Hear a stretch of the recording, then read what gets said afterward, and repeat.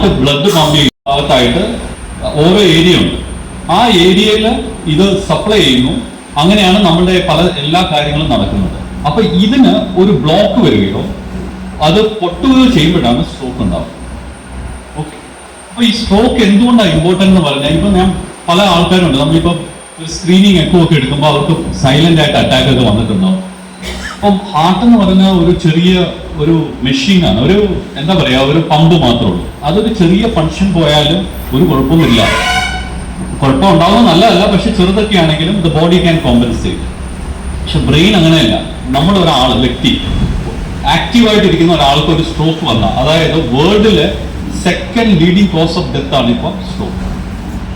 And third cause of morbidity. നിങ്ങൾ കണ്ടിട്ടുണ്ടാവും നമ്മുടെയൊക്കെ ബന്ധുക്കളിൽ, ഇപ്പൊ എനിക്കറിയാം എന്തൊക്കെ റിലേറ്റീവില് ഒരു 90% ആൾക്കാർ പ്രായമാകുമ്പോൾ വരുന്ന ഏറ്റവും കോമൺ അസുഖം സ്ട്രോക്കാണ്. ഈ സ്ട്രോക്ക് വന്ന് ഒന്ന് മരണം സംഭവിക്കും, അത് കഴിഞ്ഞുള്ള ഈ ഒരു സൈഡ് തളർന്നു പോവുക, സംസാരം പോകുക. ഇപ്പൊ നല്ലൊരു പാട്ടുകാരൻ അവന്റെ സംസാരം പോയി കഴിഞ്ഞാൽ അവന്റെ കഴിഞ്ഞു. അതുപോലെ ഒരാൾ ഡിപ്പെൻഡന്റ് ആയ ആ വീട്ടിലെ സാലറി ഏർണിംഗ് മെമ്പറിനെ ആയിരിക്കും ഇത് അഫക്ട് ചെയ്യാൻ പോകുന്നത്. അയാളെ നോക്കാനും. So the entire economy of A system collapse. അപ്പൊ നമുക്ക് എന്ത് ചെയ്യാൻ പറ്റും? സ്ട്രോക്കിന് ഞാൻ രണ്ട് രീതിയിൽ അത് പറയാം. ഒന്ന്, നമുക്ക് അതിനുള്ള ട്രീറ്റ്മെന്റ് ഉണ്ടെന്നുള്ളത്, പിന്നെ അത് വരാതിരിക്കാനുള്ളത്. അപ്പം ഞാൻ നേരത്തെ പറഞ്ഞ പോലെ ഈ രക്തക്കുഴലില് പൊട്ടുകയോ അല്ലെങ്കിൽ അത് ബ്ലോക്ക് ആവുന്നതാണ് സ്ട്രോക്ക്. അപ്പൊ ഈ ബ്രെയിനിന്റെ ഒരു പ്രോബ്ലം എന്ന് പറഞ്ഞാൽ ബ്രെയിനിന് വേദന എടുക്കില്ല, പക്ഷെ ശരീരത്തിൽ ഏത് വേദനയും ബ്രെയിനിന് കിട്ടും. പക്ഷെ brain per say don't have pain. അപ്പൊ ചിലപ്പോൾ തലവേദന വരുന്നത് അത് ബ്രെയിനിലെ വെസലുകൾ പെട്ടെന്ന് പൊട്ടുകയോ അങ്ങനെയൊക്കെ തലവേദന വരുള്ളൂ. അല്ലെങ്കിൽ ഒരു ട്യൂമർ വന്ന് ഈ ബ്രെയിനെ മൊത്തം സ്ട്രെച്ച് ചെയ്യുകയോ അല്ലാതെ നമ്മൾ സ്ട്രോക്കിൽ ഒരിക്കലും സാധാരണ തലവേദന വരില്ല. അല്ലെങ്കിൽ സഡൻ ആയിട്ട് ബ്ലഡ് വെസൽ പൊട്ടുമ്പോൾ, അതായത് that is called thunderclap headache എന്ന് അതിനെ പറയുന്നത്. പൊടുന്നനെ ഒരാളിങ്ങനെ നിൽക്കുന്നു, അയ്യോ സിവിയർ ഹെഡേക്ക്, ദാറ്റ്സ് ഒരു മിന്നൽ പോലെ തലവേദന വന്നിട്ട് അത് പൊട്ടി വരും. അതാണ് ഹെമറേജിക് സ്ട്രോക്കിന്റെ ഇത്. പിന്നെ ഉള്ളപ്പോൾ ബ്രെയിനിൽ പെയിൻ ഇല്ലാത്തതും അത് മാത്രമല്ല, ബ്രെയിനിന് ഓരോ ഏരിയയിലും ഫങ്ഷൻസ് ഡിഫറെന്റ് ആണ്. ലാംഗ്വേജിലുണ്ട്, സംസാരമുണ്ട്, കേൾക്കുന്നതുണ്ട്, പിന്നെ നമ്മളെ നമ്മുടെ ചിന്തിപ്പിക്കുന്ന ഏരിയ ഉണ്ട്, ഓരോ സ്ഥലത്തിനും ബലം കൊടുക്കുന്ന ഏരിയ ഉണ്ട്. അപ്പൊ ഇതിനനുസരിച്ചായിരിക്കും സ്ട്രോക്കിന്റെ ഹാർട്ടിന്റെ എപ്പോഴും എന്താണ് chest pain, classical chest pain. അത് നമുക്ക് ആദ്യമായിട്ട് വരുന്ന പെയിൻ, അത് ഒരു കുറെ ആൾക്കാർക്ക് അത് മനസ്സിലാവും. പക്ഷെ ഈ സ്ട്രോക്കിന്റെ രണ്ട് പ്രശ്നമാണ്. ഒന്ന്, ഇത് പലതും പലതായിട്ട് വരും. പലപ്പോഴും നമുക്കത് സംസാരിക്കാനുള്ള ശക്തിയില്ല, കാരണം നമ്മൾ സ്ട്രോക്കുകാരൻ മിണ്ടാൻ പറ്റില്ല. അപ്പൊ ആളിങ്ങനെ ഇരിക്കും. അപ്പൊ ആൾക്കാർ ഇരിക്കും, കള്ളു പിടിച്ചിട്ട് അവിടെ ഇരിക്കുകയാണെന്ന് പറയും. മനസ്സിലായോ? അപ്പം ഇത് തിരിച്ചറിയാന്ന് പറയുന്നതിനാണ് നമ്മളിപ്പം ഈ world health association, world stroke association എല്ലാം ചേർന്നിട്ട് ബി ഫാസ്റ്റ് എന്ന് പറഞ്ഞ ഒരു ആക്രോണിം ഉണ്ടാക്കിയത്. B fast. അത് രണ്ട് കാര്യങ്ങളാണ് സൂചിപ്പിക്കുന്നത്. ഒന്ന്, സ്ട്രോക്കിന്റെ എന്തൊക്കെ സൈൻ ഉണ്ട്, പിന്നെ ബി ഫാസ്റ്റ്, നമ്മൾ ക്വിക്കായിട്ട് ഇത് എടുക്കണം. അപ്പൊ ബി എന്ന് പറയുന്നത് ബാലൻസ്. പൊടുന്നനെ ഇരിക്കുന്ന ഒരാള് ഇപ്പൊ എല്ലാം തലകറങ്ങി വട്ടം കറങ്ങുന്നതല്ല, പെട്ടെന്ന്. അതാണ് ഈ സ്ട്രോക്കിന്റെ ഇത്. സഡൻ എന്നുള്ള ഒരു വേർഡിനാണ് ഏറ്റവും ഇമ്പോർട്ടന്റ്. പെട്ടെന്ന് വരുന്ന ഒരു ബലക്കുറവ്, ബാലൻസ് ആയി ഒരു പൊടുന്നനെ ഒരു കർത്തം പോലും സൈഡ് കണ്ണു കാണാതാവുക, ഫേസ് കൂടി പോവുക, കയ്യോ കാലിനോ ബലക്കുറവല്ല. അതാണ് ഫാസ്റ്റിലെ എ. സ്പീച്ച്, സംസാരിക്കുമ്പോൾ കുഴഞ്ഞു പോവുക. ഓക്കെ, സഡനായിട്ട് ഞാൻ സംസാരിക്കുമ്പോൾ സംസാരം തെറ്റിപ്പോകുന്നു. That is speech problem. So balance, eye, face, arm, leg, then speech. T എന്ന് പറയുന്നത് ടൈം ടു ആക്ട്.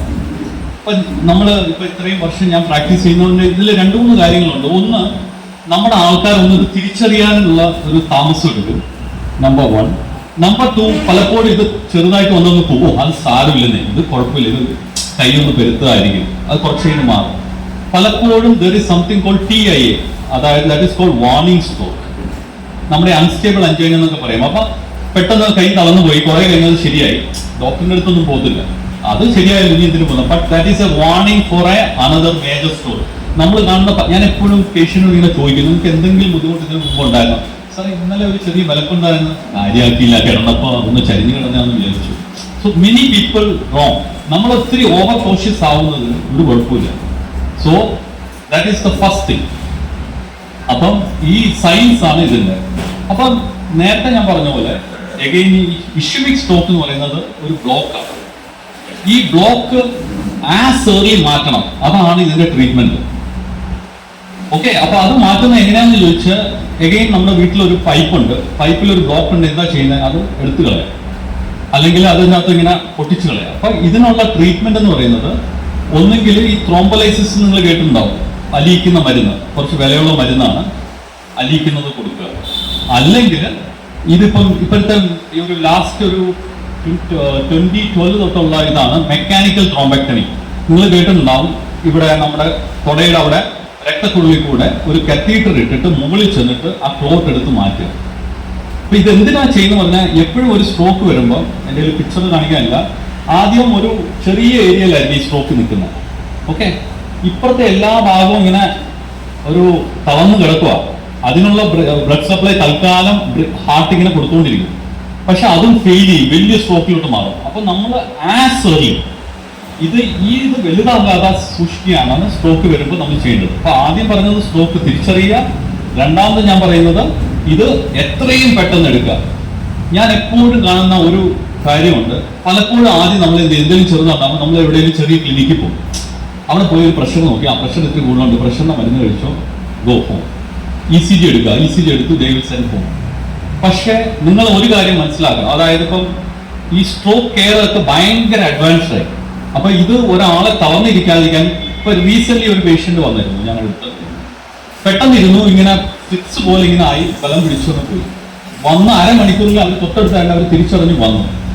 അപ്പം ഈ പലപ്പോഴും ആദ്യം CT എടുക്കുമ്പോൾ CT ഒന്നും കാണില്ല, അപ്പൊ ഒരു CT ഒന്നും ഇല്ല എന്താണ്. പക്ഷെ നിങ്ങൾ മനസ്സിലാക്കണം, CT സ്കാനിൽ ഒരു സ്ട്രോക്ക് ഡെവലപ്പായി വരാനായിട്ട് 4.5 മണിക്കൂർ എടുക്കും. അപ്പൊ ഈ അലിയിക്കുന്ന ഒരു മരുന്ന് കൊടുക്കണമെങ്കിൽ ആദ്യം നമ്മൾ ഒരു മിനിമം സ്കാൻ എങ്കിലും എടുത്തിരിക്കണം, അതാണ് CT സ്കാൻ. അതായത് ഹാർട്ടിന്റെ പെയിൻ വന്നാൽ നമ്മൾ ECG എടുക്കുന്ന പോലെയാണ് ഇത്. അപ്പോൾ നിങ്ങൾ മനസ്സിലാക്കേണ്ട ഒന്ന്, എപ്പോഴാണ് നിങ്ങൾക്ക് ഇങ്ങനെ ഒരു ബുദ്ധിമുട്ട് വന്നാൽ നിങ്ങൾ ആദ്യം, ഞാൻ എപ്പോഴും പറയും, നമുക്ക് അറിയേണ്ട കുറച്ച് കാര്യങ്ങളുണ്ട്. എടുത്തുള്ള ഏറ്റവും നല്ല ഹാർട്ടിന്റെ, കാരണം 2 സാധനങ്ങളാണ് നമ്മളെ സഡൻ ഡെത്ത് ഉണ്ടാക്കുന്നത്. ഒന്ന് ഹാർട്ട്, എവിടെയാണ് ഹൃദയത്തിന് ഏറ്റവും എളുപ്പം ചികിത്സ, വേറെ ചെറിയ ഹോസ്പിറ്റലിൽ പോയി സമയം കളയുക, എവിടെയാണ് CT സ്കാൻ ഉള്ളത്. അപ്പൊ 2 രീതിയിലാണ്. അപ്പൊ ചിലയിടത്ത് CT സ്കാൻ ഉണ്ടെങ്കിൽ നമുക്ക് അവിടെ മരുന്ന് അലിയിച്ചിട്ട് വലിയ രക്തക്കുഴലാണെങ്കിൽ അത് വലിച്ചു കളയാനുള്ള സംവിധാനം ഉള്ളിടത്ത് പോവാം.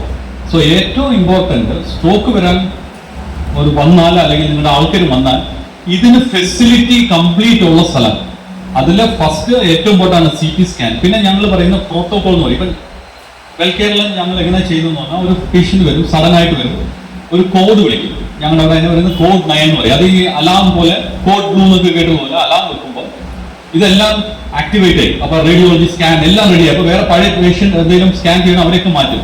ഈ പേഷ്യന്റിനെ വിത്തിൻ 20 മിനിറ്റ് കൊണ്ട് സ്കാൻ എടുത്ത് ആ അലിയിക്കുന്ന മരുന്ന് കൊടുക്കും. അതിന്റെ സമയത്ത് പേഷ്യന്റ് വയസ്സിനോട് ഇതിന്റെ ഹിസ്റ്ററി, ചില കാരണങ്ങൾ നമുക്ക് കൊടുക്കാൻ പറ്റില്ല, അതെല്ലാം നമ്മൾ തിരിച്ചറിയും, എന്നിട്ട് അത് കൊടുക്കും. അത് കഴിഞ്ഞിട്ട് നമ്മൾ അതിന്റെ രക്തക്കൊള്ളുകൾ നോക്കും. വലിയ രക്തക്കൊള്ളാണെങ്കിൽ ചിലപ്പോൾ ഈ അലിയിക്കുന്ന മരുന്ന് നിൽക്കില്ല, അപ്പൊ അത് വലിച്ചു കളയും. ഓക്കെ, അപ്പം ഇതാണ് അതിന്റെ മേജർ ട്രീറ്റ്മെന്റ്. അപ്പം മെസ്സേജ് മോസ്റ്റ് ഇമ്പോർട്ടൻറ്റ്, സ്ട്രോക്ക് സംശയം ഉണ്ടെങ്കിൽ ഇതിന് ഫെസിലിറ്റി ഉള്ളിടത്ത് മാത്രം നേരിട്ട് പോവാം. ഓക്കെ, ഇനിയുള്ളത് സ്ട്രോക്ക് വരാതിരിക്കാനുള്ള ഏറ്റവും ഇമ്പോർട്ടൻ്റ് അതാണല്ലോ. 90% സ്ട്രോക്കിന്റെയും കാരണങ്ങൾ 4 കാരണങ്ങളാണ്. ABCDE അങ്ങനെ ഞാൻ പറയുന്നത്. ഒബീസിറ്റി, അബ്ഡോമിനൽ ഒബീസിറ്റി, വയറ് കൂടുന്നത്, ബ്ലഡ് പ്രഷർ, സിഗരറ്റ് സ്മോക്കിംഗ്. ഒരു C എന്ന് പറയുന്നത് ഹാർട്ടിന് ബുദ്ധിമുട്ടുള്ള, അതായത് ഞാൻ നേരത്തെ പറഞ്ഞു പമ്പിങ് കുറവുള്ളവർക്ക്, അല്ലെങ്കിൽ ഇടുപ്പിന് വ്യത്യാസം, അട്രിയൽ ഫിബ്രിലേഷൻ എന്ന വ്യത്യാസമുള്ളവർക്ക് ഇങ്ങനെ വരാം. പിന്നെ ലാക്ക് ഓഫ് എക്സസൈസ്. 2 സൈലന്റ് കില്ലേഴ്സും ഉണ്ട്. അത് ഇപ്പോഴത്തെ ആൾക്കാർക്ക് ഏറ്റവും കൂടുതൽ ഞാനിപ്പോൾ കാണുന്നതാണ്. നമ്മൾ കാണുന്ന പണ്ടൊക്കെ ഒരു 10 years back IC stroke maybe 60+ sedentary life style. ഇപ്പൊ എല്ലാം 40s 50s. 2 കാരണമാണ്, ഉറക്കമില്ല, 3 മണിക്കൂർ 4 മണിക്കൂർ. കാരണം ഇപ്പൊ നിങ്ങളൊന്ന് രാത്രി ചിലപ്പോൾ എനിക്ക് കോൾ ഉള്ളപ്പോൾ പോകേണ്ടി വരും, രാത്രി ആണെങ്കിലും ഫുൾ എല്ലാവരും ആക്റ്റീവാണ്. Any restaurant you go with family, people are sitting at 12 o'clock in the restaurant, so nobody sleep. അതിൻ്റെ ഒപ്പം ഇങ്ങനെ സ്ട്രെസ്, ഈ SS ഒരു ഭയങ്കര ഒരു പ്രശ്നമാണ്. പലപ്പോഴും നമ്മൾ പ്രഷർ നോക്കും, എല്ലാം നോക്കും, പക്ഷെ നമ്മുടെ ഈ സൈലന്റ് കില്ലേഴ്സിനെ നമ്മൾ മറക്കും. ഒരു ബോഡി, നമ്മുടെ ബോഡീനെ ഏറ്റവും ഇമ്പോർട്ടൻ്റ് ഞാൻ എന്താണെന്ന് ചോദിച്ചാൽ ഉറക്കം. നന്നായി ഉറങ്ങിക്കഴിഞ്ഞാൽ പകുതി അസുഖം മാറും. അപ്പൊ ഉറക്കത്തിന് വിഘ്നം വരുത്തുന്ന ഒരു പരിപാടി നമ്മൾ ചെയ്യരുത്. രാത്രി കുറെ കാര്യങ്ങളുണ്ട്. 6 മണി കഴിഞ്ഞാൽ കാപ്പി കുടിക്കരുത്, അനാവശ്യമായ എക്സസൈസ് ചെയ്യരുത്, ഒത്തിരി TV കാണരുത്, നമ്മൾ കട്ട് ഡൗൺ ചെയ്യണം. ഞാൻ എപ്പോഴും പറയും, എൻ്റെ അടുത്ത് പേഷ്യൻ്റ് വരുന്നു, നമ്മൾ പണ്ടത്തെ ആൾക്കാരെ ആലോചിക്കണം. അവരൊക്കെ എങ്ങനെയാ, അന്നൊക്കെ ഒന്നും വിളക്കും ഇതൊന്നും ഇല്ല. 4:30 ആകുമ്പോൾ പാടത്തൊക്കെ പോയി പണിയെല്ലാം കഴിഞ്ഞ് വന്ന് 5-5:30 കുളിച്ചൊക്കെ കഴിഞ്ഞ് 6:30 ആകുമ്പോൾ എല്ലാ വർഷവും കഴിഞ്ഞ് എല്ലാവരും ഒരുമിച്ചിരുന്ന് വർത്താനം പറഞ്ഞ് ചിലപ്പോൾ ഒരു റേഡിയോയിൽ ഒരു ആകാശവാണിയിൽ എന്തെങ്കിലും കേട്ട് ഒരു 8 മണിയാകുമ്പോൾ എല്ലാവരും ഉറങ്ങി രാവിലെ എടുക്കും. അവർക്ക് അസുഖങ്ങൾ കുറവ്. അവർക്ക് കൂടുതൽ അസുഖങ്ങൾ വന്നിരുന്നത് ഇൻഫെക്ഷൻസ് അങ്ങനത്തെ, അതൊക്കെ നമുക്കിപ്പോൾ ഒരുവിധം കൺട്രോളായി. ഇപ്പോൾ ഉള്ളത് ഇങ്ങനത്തെ ലൈഫ് സ്റ്റൈൽ ഡിസീസാണ്. ഞാൻ പറഞ്ഞ മനസ്സിലായോ? ഇതിന് ഏറ്റവും വലിയ പ്രശ്നം രണ്ടെണ്ണമാണ്, ബ്ലഡ് പ്രഷർ ആൻഡ് ഡയബറ്റീസ്. ഈ ബ്ലഡ് പ്രഷറിന്റെ ഒരു പ്രശ്നം എന്ന് പറഞ്ഞാൽ 64% ഇവരുടെ സ്റ്റഡീസ് എല്ലാം പറയുന്നത്. 64% സ്ട്രോക്കിന് കാരണം ബ്ലഡ് പ്രഷറാണ്. ഈ പലരിലും ഇതിൽ 3 പ്രശ്നമാണ്. 1 തിരിച്ചറിയാത്തത്, 2 കറക്റ്റ് മരുന്ന് കഴിക്കാത്തത്, 3 അത് മോണിറ്റർ ചെയ്യാത്തത്. അപ്പൊ പലരും ആ ബി പി, ഇപ്പൊ നമ്മുടെ ഈ സ്ട്രോക്ക് വരുമ്പോൾ ബി പി മരുന്ന് കഴിക്കുന്നുണ്ടെന്ന് പറയും. നോക്കുമ്പോൾ നമ്മൾ ബി പി നോക്കുമ്പോൾ വളരെ കൂടുതലായിരിക്കും. അപ്പൊ ഞാൻ എല്ലാവരോടും പറയുന്നത്, നമ്മുടെ ഒരു 3 ഇൻവെസ്റ്റ്മെന്റ് നമ്മൾ നടത്തണം. ഏറ്റവും ഇമ്പോർട്ടന്റ്, വീട്ടിൽ കഴിവതും ഒരു ബ്ലഡ് പ്രഷർ അപ്പാരറ്റസ് മേടിച്ചു വെക്കുക. അതിപ്പോ ഈ ആമസോൺ അങ്ങനെയെല്ലാം കിട്ടും.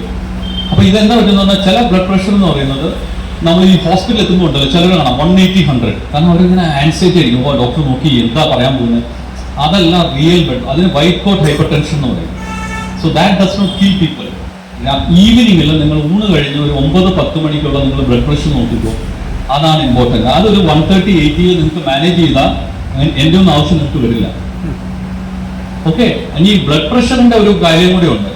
ഈ ഡിമെൻഷ്യ അങ്ങനെയുള്ള പല അസുഖങ്ങൾക്കും ഈ ബ്ലഡ് പ്രഷർ കൺട്രോൾ ചെയ്യുമ്പോൾ ഇത് മാറ്റാം. അപ്പം blood pressure is one of the most important number.